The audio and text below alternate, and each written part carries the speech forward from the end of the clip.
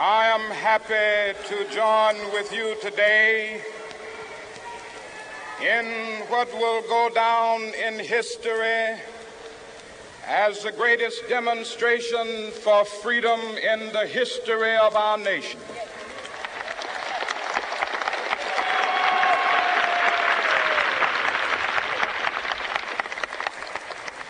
Five score years ago, a great American in whose symbolic shadow we stand today signed the Emancipation Proclamation.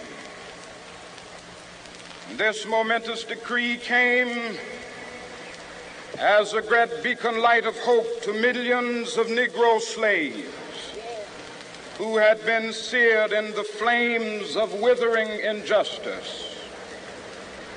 It came as a joyous daybreak to end the long night of their captivity.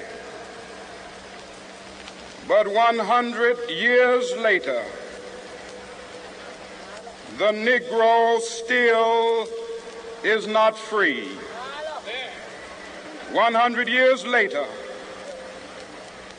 the life of the Negro is still sadly crippled by the manacles of segregation and the chains of discrimination.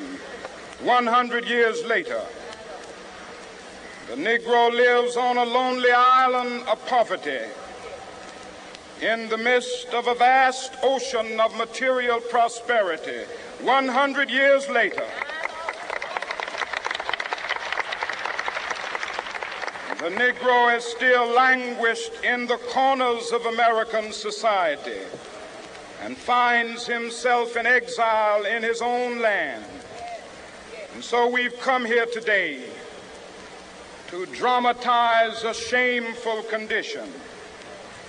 In a sense, we've come to our nation's capital to cash a check